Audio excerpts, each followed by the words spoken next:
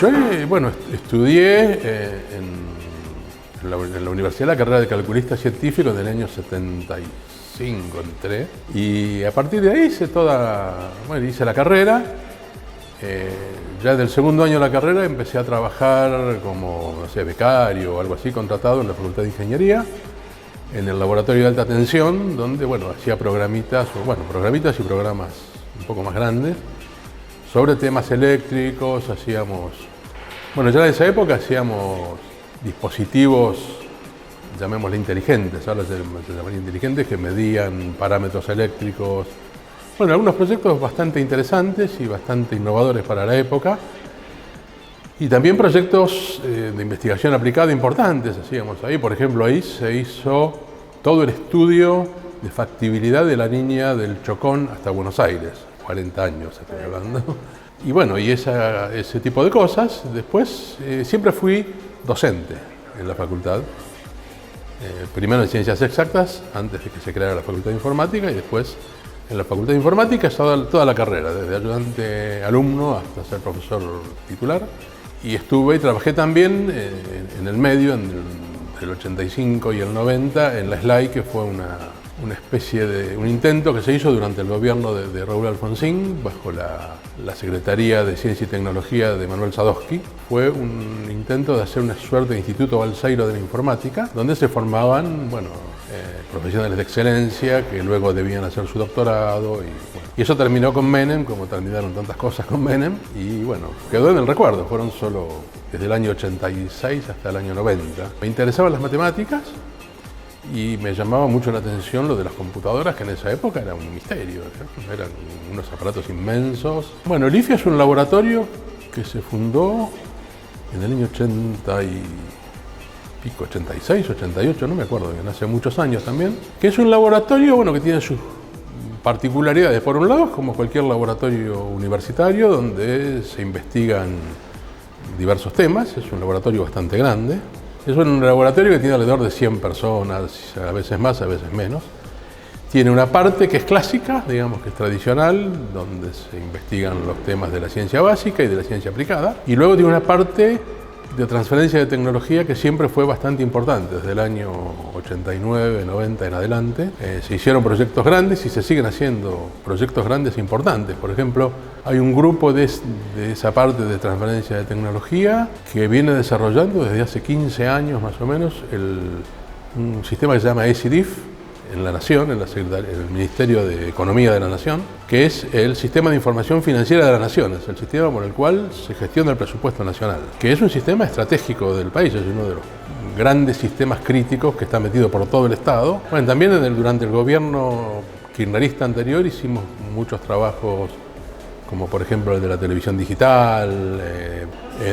Cuando el gobierno decidió sumarse a la televisión digital, nos convocaron, porque sabían que teníamos capacidades para hacer desarrollo, y nosotros hicimos en realidad lo que sería la plataforma de recepción de la televisión, los decodificadores y todo el software que está ahí adentro, ¿no?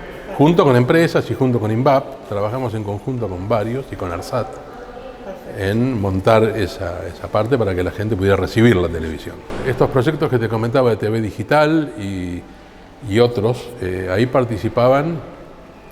Por ejemplo, las empresas que desarrollaban el hardware de los decodificadores trabajaban pegados a nosotros porque, teníamos que poner el software adentro de algún lugar nosotros. Y entonces había un núcleo de pymes argentinas, una UTE, lo que se llama una Unión Transitoria de Empresas, que se ocupaba de desarrollar los decodificadores, el hardware de los decodificadores, y nosotros hacíamos el software. Así que durante años trabajamos junto con ellos. También trabajamos con algunas empresas consultoras, una infraestructura de datos espaciales que todavía está como servicio de ARSAT, que nos ayudaba a diseñar y demás, y definir qué capas de información podían ir allí. Muchas veces nosotros ayudamos, cuando trabajamos con el gobierno, a orientar políticas. El software que te decía de la TV digital terminó siendo software libre, cuando en el gobierno no sabían qué hacer, si sí, si no, o ni les preocupaba, o ni pensaban en eso. Entonces la propuesta de que sea un software libre fue nuestra, con la idea de que lo que aquí desarrollábamos podía ser útil en toda Latinoamérica. De hecho, fue usado en Venezuela, en Brasil, o es usado, creo que en Ecuador.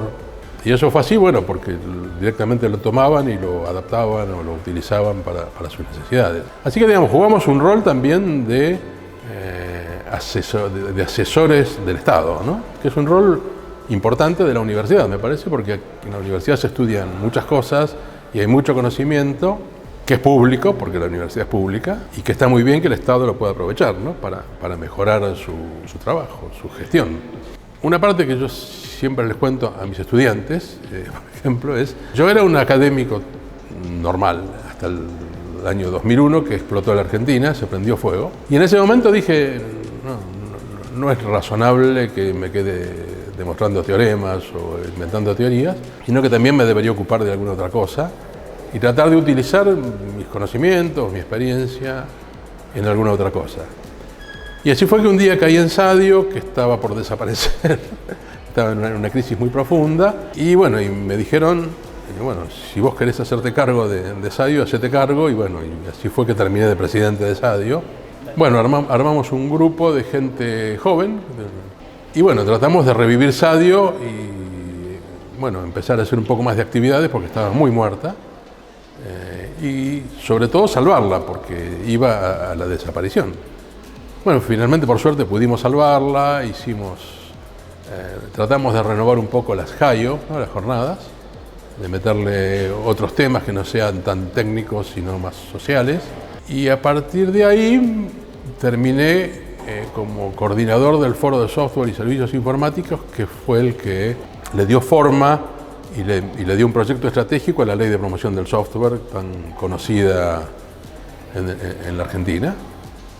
Bueno, de alguna manera yo coordiné la escritura, el pensamiento de un plan estratégico para la industria del software. Que bueno, todavía la ley esa está vigente hasta ahora y ahora va a ser reemplazada por otra ley que se llama la Ley de la Economía del Conocimiento, que incluye la ley de software y muchísimas otras cosas. Bueno, esa política pública, digamos, de promoción fue muy exitosa, realmente.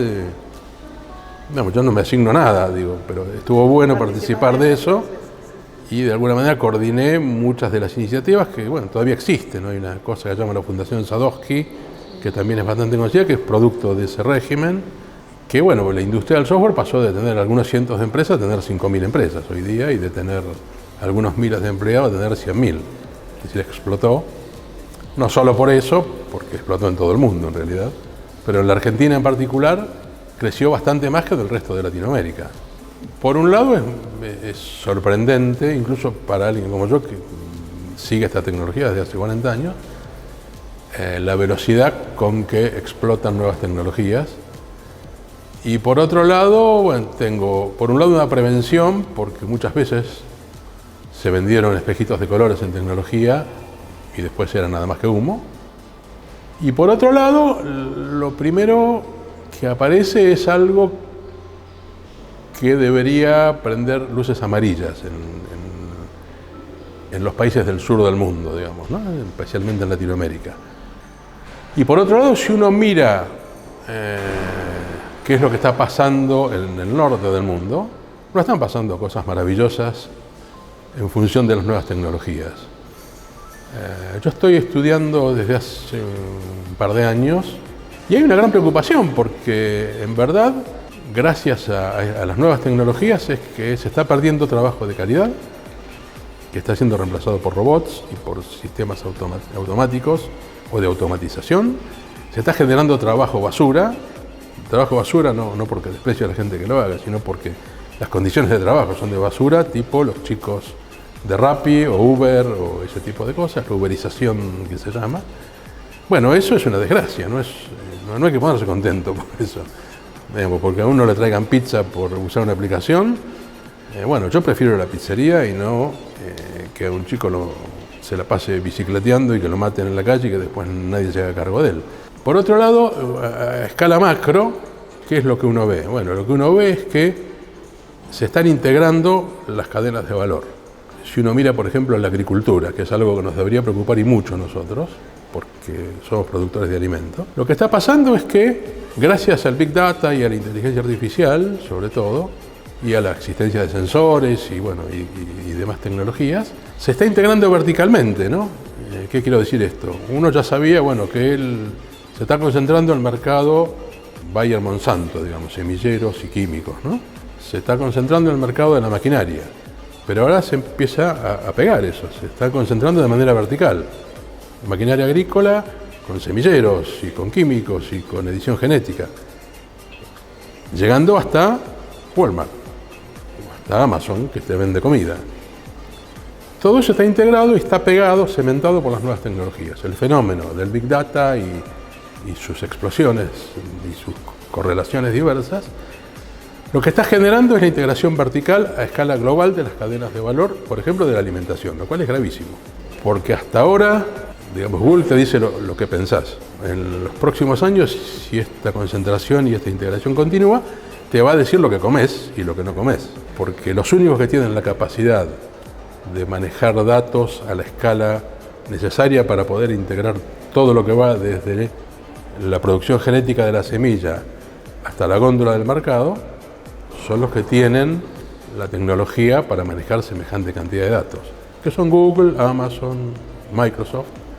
Esos tipos pueden llegar a decidir no solo lo que pensás, que ya lo lograron, sino lo que comés y lo que cagás. Así que, bueno, ese tipo de cosas son las que estoy estudiando ahora y que me preocupan. No digo en la mirada crítica de la tecnología, que lo que yo digo es, usemos la tecnología, no compremos los paquetes cerrados. Miremos que hay adentro de los paquetes que hay cosas maravillosas, pero hay que usarlas de acuerdo a los intereses de nuestros países. Tengo 65 años, bueno, estoy casado, tengo 3 hijos, 3 nietos, y me gusta leer mucho, novelas, mirar películas de todo tipo. Me gusta Borges, qué sé yo. Me gusta, bueno, lo que le gusta a mucha gente, ¿no? Nada raro. Soy hincha de gimnasia.